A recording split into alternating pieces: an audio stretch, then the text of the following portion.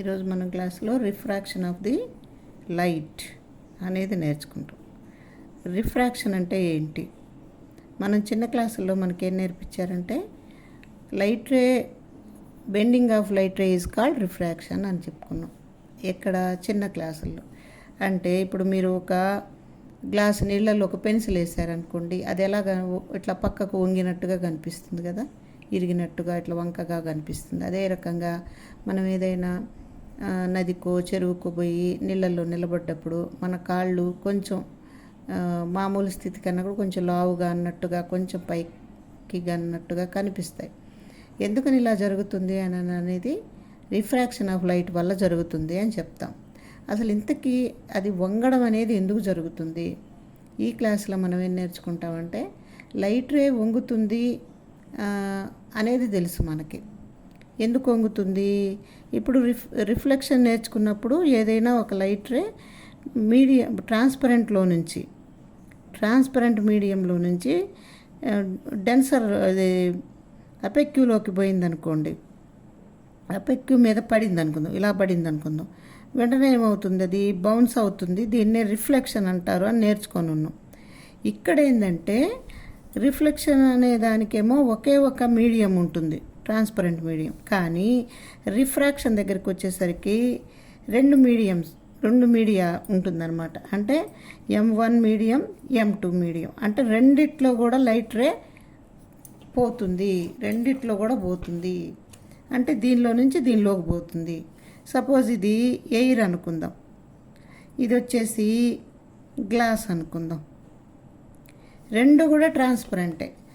ఒక light ray ఇది ఒక నార్మల్ అనుకుందాం. ఒక లైట్ రే కొంత యాంగిల్ తోటి దీని మీద పడింది, అంటే దాదాపు ఒక 30 degrees యాంగిల్ తోటి ఈ మీడియంలోంచి పోతున్నది బయటికి. అది కూడా బయటికి వెళ్తుంది. అయితే వెళ్ళేటప్పుడు ఏమవుతుంది? కొంచెం ఇలా వంకర తిరిగినట్టుగా వెళ్తుంది అనమాట. ఇలా కొంచెం బెండ్ అయినట్టుగా వెళ్తుంది. ఇక్కడ ఎందుకని అలా జరుగుతున్నది అనేది ఇప్పుడు మాట్లాడుకుందాం. M1 medium, M2 medium. అదే రకంగా ఇప్పుడు ఇంకొకటి తీసుకుందాం. ఇది ఎయిర్, ఇది గ్లాస్ అని అనుకున్నాను కదా. అట్లా కాకుండా ఈసారి ఇది వాటరు, ఇది ఎయిర్ అని అనుకుందాం. వాటర్లో నుంచి అంటే ఇది ఒక 25 degrees అనుకుందాం. ఇక్కడ 30 degrees, ఇక్కడికి వచ్చేసరికి 35 అవుతుంది. 35 degrees అవుతుంది ఇక్కడ. ఎందుకని అలా జరుగుతుందో మాట్లాడుకుందాం ఇప్పుడు.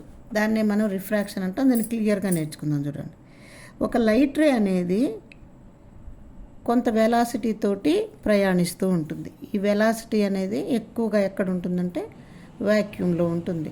ఎంత దాని వెలాసిటీ వ్యాక్యూమ్లో అంటే 3 × 10⁸ మీటర్/సెకండ్ అంటాం. ఇప్పుడు ఎక్కడ? వ్యాక్యూమ్లో 3 × 10⁸ మీటర్/సెకండ్ అంటాం వ్యాక్యూమ్లో.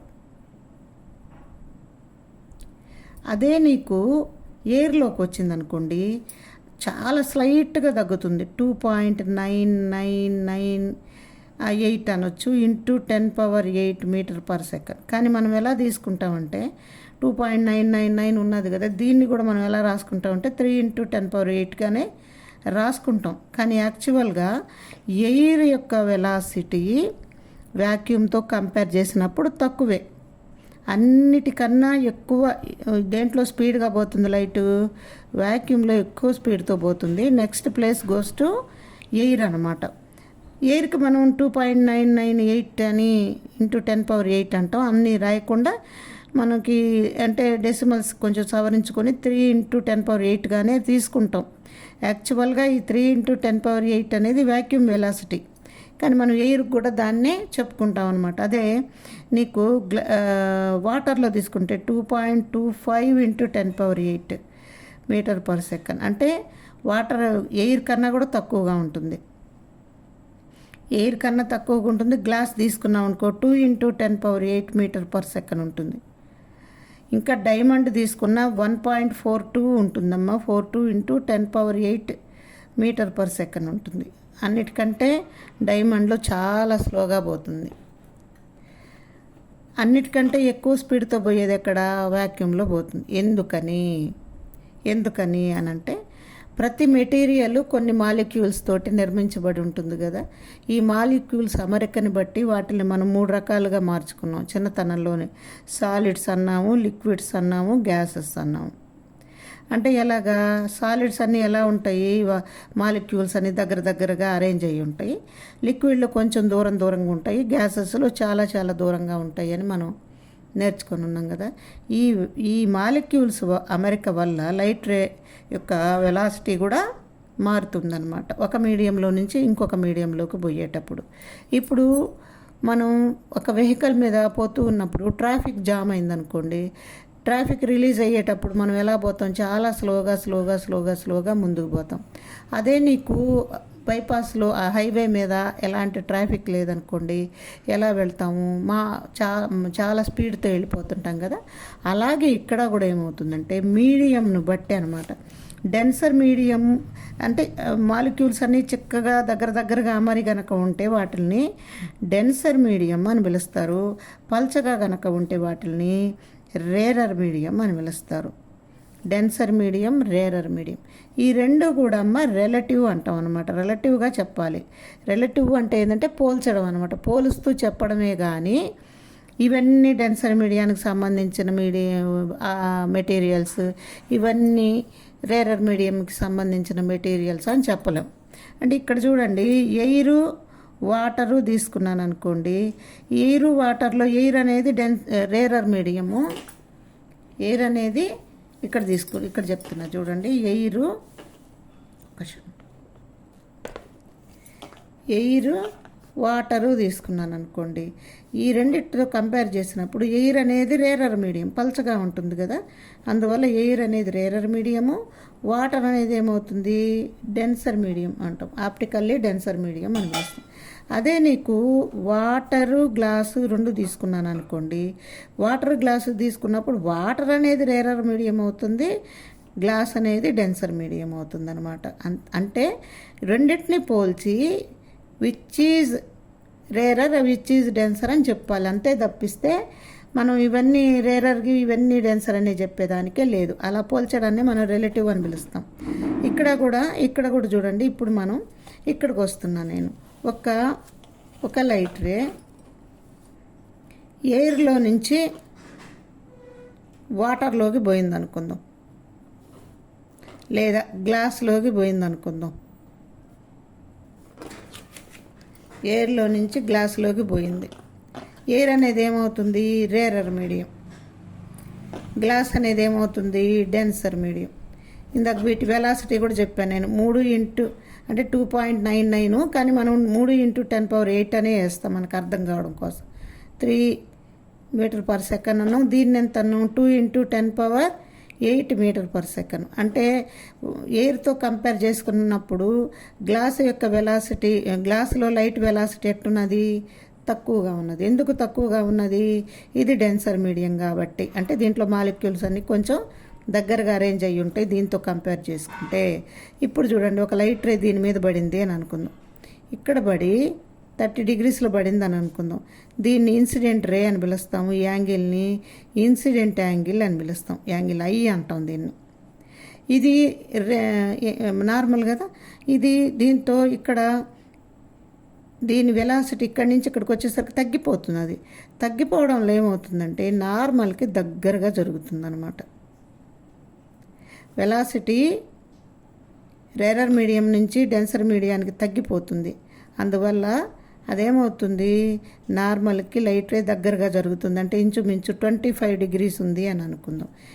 దీన్ని ఏమని పిలుద్దాం, యాంగిల్ ఆర్, రిఫ్రాక్టివ్ యాంగిల్ అని పిలుస్తాం.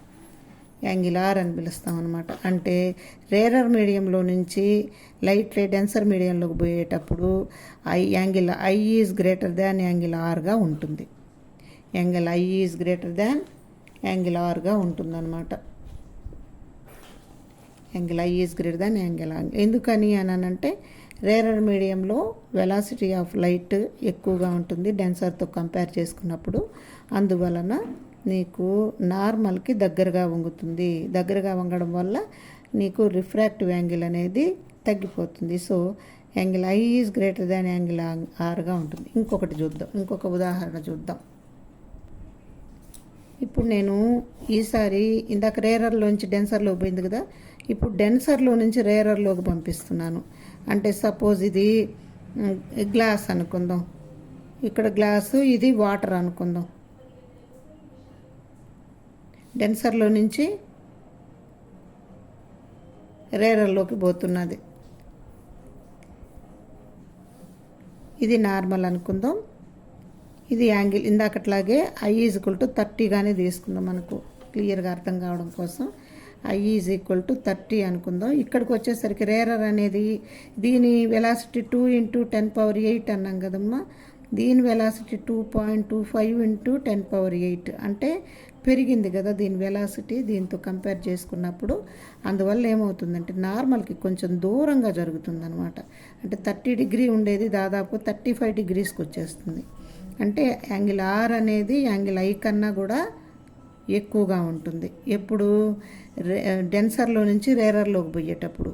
ఇందాక మనం ఏం చెప్పుకున్నాం, రేరర్లోంచి డెన్సర్లోకి వచ్చేటప్పుడు I=R ఉంటుంది. అదే నీకు డెన్సర్లోంచి రేరర్లోకి పోయేటప్పుడు R=I ఉంటుందన్నమాట.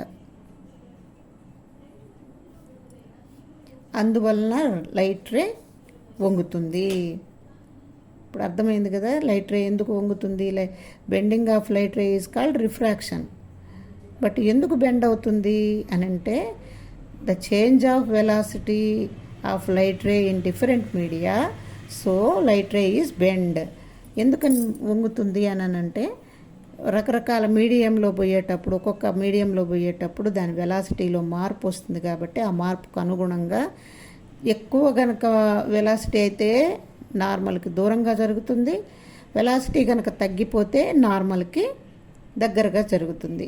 అంటే నార్మల్గా దూరంగా జరిగినప్పుడు వంగినట్టే కనపడుతుంది, నార్మల్కి దగ్గరగా జరిగినప్పుడు కూడా వంగినట్టే కనపడుతుంది. కాకపోతే మనం ఏం తెలుసుకోవాలి, ఎందుకు దూరంగా జరుగుతున్నది, ఎందుకు దగ్గరగా జరుగుతున్నది అనేది అర్థం చేసుకోవాలి.